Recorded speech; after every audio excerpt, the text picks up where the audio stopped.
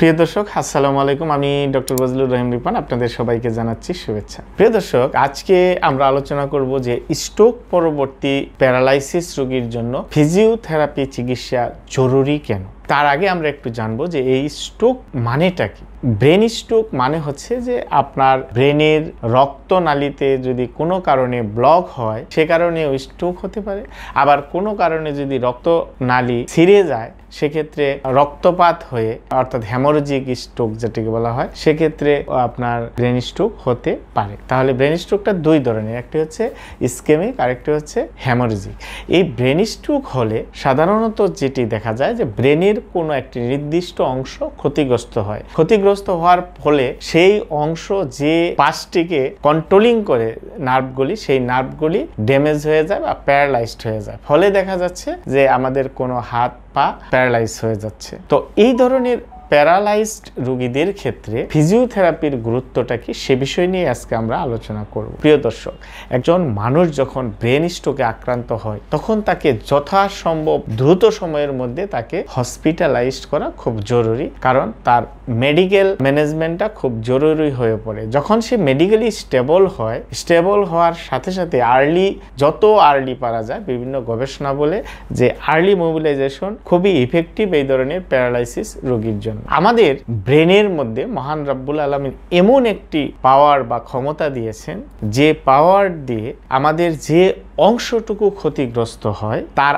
আশেপাশের যে অংশগুলি রয়েছে সেগুলিকে আবার নতুন করে ইউজ করে ক্ষতিগ্রস্ত অংশের যে কাজগুলি সেগুলি আবার নতুন করে শিখে, যেটিকে বলা হয় নিউরোপ্লাস্টিসিটি। এই নিউরোপ্লাস্টিসিটিকে ব্যবহার করে আবার প্যারালাইজড হাত বা পা নতুন করে আবার অ্যাক্টিভ হয়ে ওঠে, কারণ নার্ভগুলি কি হয় নতুন নিউরাল কানেকশন তৈরি করে।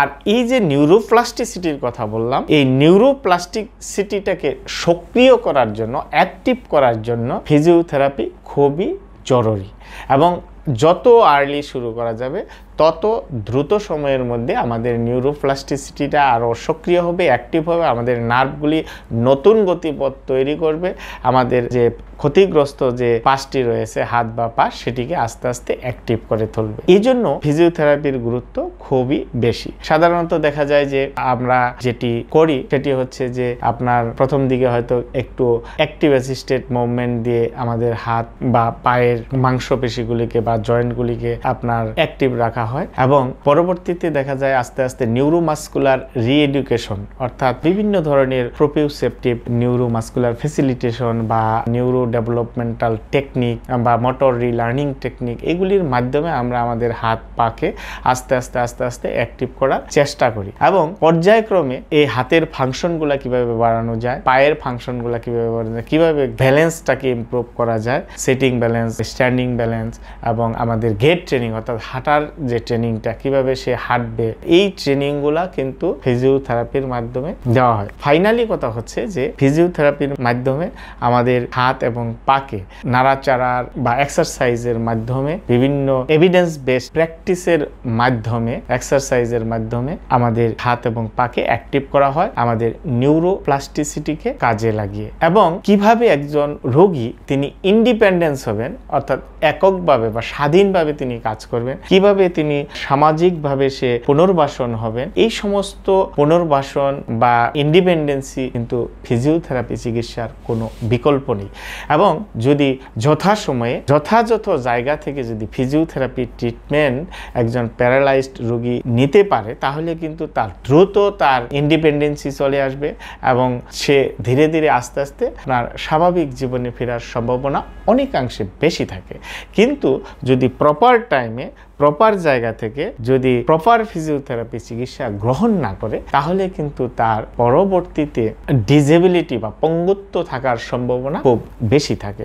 সুতরাং প্রিয় দর্শক, আপনারা যারা এই ধরনের ব্রেন স্ট্রোকে আক্রান্ত হয়েছেন বা আপনার পরিবারে যদি কেউ ব্রেন স্ট্রোকে আক্রান্ত থাকে তাদের অবশ্যই দ্রুত সময়ের মধ্যে একজন নিউরোমেডিসিন স্পেশালিস্টের পরামর্শ অবশ্যই নিতে হবে। পাশাপাশি আপনার একজন বিশেষজ্ঞ ফিজিওথেরাপি চিকিৎসক চিকিৎসক, বিশেষ করে যারা নিউরো রিহ্যাব নিয়ে কাজ করে তাদের কাছ থেকে যদি আপনি ফিজিওথেরাপি পরামর্শ বা চিকিৎসা নিতে পারেন, তাহলে দ্রুত কিন্তু এই ধরনের প্যারালাইজড অবস্থা থেকে আপনি আবার পুনর্বাসন হওয়া বা স্বাভাবিক জীবনে ফেরা সম্ভব। সুতরাং প্রিয় দর্শক, আপনারা অবশ্যই যাদের এই ধরনের প্যারালাইজড বা স্ট্রোকে আক্রান্ত, দ্রুত সময়ে চিকিৎসকের পরামর্শ নেবেন।